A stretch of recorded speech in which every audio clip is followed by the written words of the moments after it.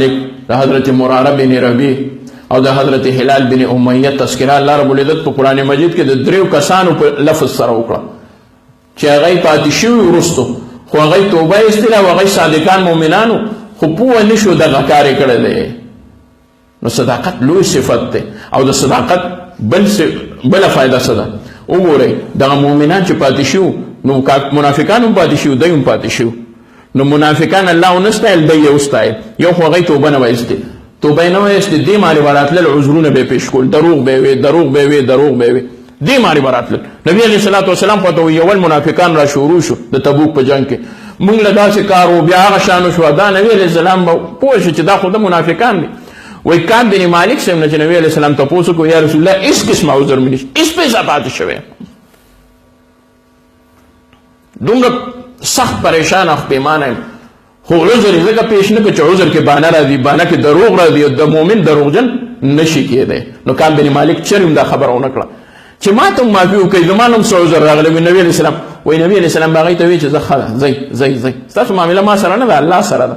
خو کعب بن مالک چې رښتیا ووایي نو وی رښتیا دې ووایي، نو اوس ته نبي علیه السلام مخ واړو چې زما تا سره هغه پورې نه لګي تر څو پورې چې د الله حکم نه ده راغلی. نو دا نور مریدان نو منافقان مرید نشي کېدی، منافق مرید نشي کېدی چې د بنده په زړه کې نقصان وي نو هغه به څنګه چا سره د پیز اراده وکړي. نو هغوی کې منافقت نو نبي علیه السلام هغوی ته دا ونه وي چې زه تاسو سره تر هغه پورې خبرې نه کوم چې تر څو د الله حکم نه ده راغلی. کوئی خپل کار کوي. خو چې کله د حضرت کعب صاحب خبره راغله نبي علیه السلام مخ واړو، معلومه شوه دا د تربیت او د تنبیه د صالح دپاره الله رب العزت نبي علیه الصلاة والسلام ته حکم وکړو د ده نه لا فلحل جدایي راوله. اوس دی ګورو چې دی به څه کوي. حضرت کعب باندې دغه وخت هم ډېر لوی سخت تېر شو حضرت کعب باندې. حضرت کعب صاحب وایي کله به مې وی چې څه وکړم، کله به مې وی چې څه وکړم، نور څه مې نه وي، خو ما وی چې څه داسې یو خبره راشي چې نبي علیه السلام به ما نه رضا شي. ما وی نه، چا راته وی دا ووایه، چا وی دا ووایه، چا وی دا ووایه، ما هېڅ هم نه وه، هېڅ هم نه وه. بس چې زه په څه وجه پاتې شویم هغه ما ته پته نه وه، الله ته علم دی چې زه په څه وجه پاتې شویم. وی بیا ماله د یو کافر بادشاه له طرف نه یو خط راغی او ما ته هغه په خپل خط کې ولیکل چې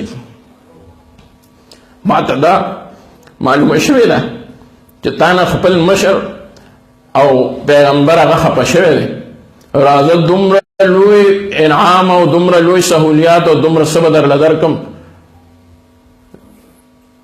العیاذ بالله چې نبي علیه السلام به درنه هېر کړم.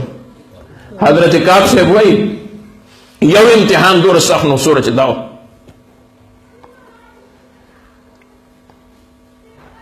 ما وی د دې بادشاه په دولت ته تندر ولري، ده دا خبره وکړې ولې؟ ما وی دا راته ښکاري ما کوم څه د نفاق علامه ده چې د داسې په ما باندې ګمان وکړو. خو الله دغه وخت کې زه محفوظ وساتلم او ما د هغه خط جواب هم هغه له ورنکړه چې رضي الله ته څه وایې. ما وی د دې خبرې قابل نه ده چې زه دله جواب ورکړم. بیا چې حکم راغی بیبیانې دې ته جدا شي، بیبیانې دا هم سخت امتحان و. ما خپلې بیبي ته ویې ما نه جدا یې ښه. نبي علیه السلام حکم وکړو ما خوا ته رانشي، ډوډۍ به راته هم نه ږدې، ضرورت به مې نه پوره کې، زما خدمت به هم نه کې. هلال بن امیه ډېر بوډا و، ضعیف و. بیبي راله وی یا رسول الله ډیر بوډا دی، هېڅ شی نشي کولی، ځان له خدمت نشي کولی، خیر دی که ډوډۍ ورته دمه ګورم ورته نه وي او خیر دی. په مؤمن او په صالح به بله سخت راځي، د باندې به بله امتحانات راځي.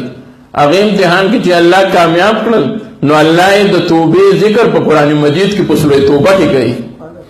دا ډېره لویه خبره ده، دا ډېر لوی اعزاز دی، دا د هغوی لپاره ډېر لویه خبره ده چې د هغوی ذکر په قرآن مجید کې باقاعده د هغوی د دریو کسانو ذکر راځي چې دغه دریو کسانو توبه قبوله شوه. حضرت کعب صاحب وایي ما نه چې چا زیری راوړو نو هغه زیری ورکوونکي یو په اس روانو او بل په غر ولاړو، هغه غر والا ډېر تیز و، هغه ما ورسېدل چې که دا اس والا ځي نو زما زه خو نشم رسېدی.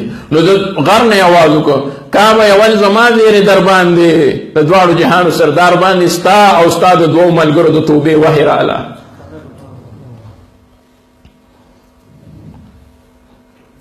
کعب صاحب وایي ما خپل څادر لر کړو او ما وی ما سره نور هېڅ نشته، ها دا څادر مبارکه کې واخله. خو څادر زما ستا د څادر نو سر څه ډېر شوي دي. څادر به یو شان لرو، داسې ده لکه بنده سره د مال دولت صندوق پروت یو هغه چاله و، ما سره یو غټ ښکلی یمني څادر و، ما هغه له ورکړه، ها دا زیرې واخله. دا زیره شته، دا زیره جایز دی. زیرې ته ووایي زیره یې وله ورکړه. او نبی علیہ السلام لا زران حضرت کعب سے وجه زران دنیا را جمع ده، دنیا را جمع ده او خلق راغلی دی نبی علیہ السلام مخ پړه کېږي. ما ته وکتل، د ډېر وخت نه پس محبوب ما ته په مینه او په خندا وکتل. یو میاشت نبی علیہ السلام ما ته نه وکتل. ما به کوشش کو چې د نبی علیہ السلام مخې له راشم، نو چې کوم پله به ځوم نو نبی علیہ السلام به مخ بل پله واړو. ما به ځان قصدن عمدن په سبحانه باندې هغې طرف ته راوسته چې کوم طرف ته به نبی علیہ السلام کتل. نبی علیہ السلام به خپل مبارک مخ بل پله. ما یو ځل د سترګو په ګوټونو کې وکتل چې نبی علیہ السلام اسیم ما ته نه ګوري مخامخ، او که نه کله کله ما ته د دې له وجې ګوري چې کعب شته او که نه. چې ما وکتل نبی علیہ السلام نه ما مخ بل پله کو چې نبی علیہ السلام ما ته نه ښکاري. نبی علیہ السلام روغونتې ما ته وکتل، چې ما وکتل نبی علیہ السلام بیا سترګې واړولې. ما ویل دوره ښه ده چې په مجلس کې راته دوره ګوري چې شته او که نشته، دوره خو راته ګوري.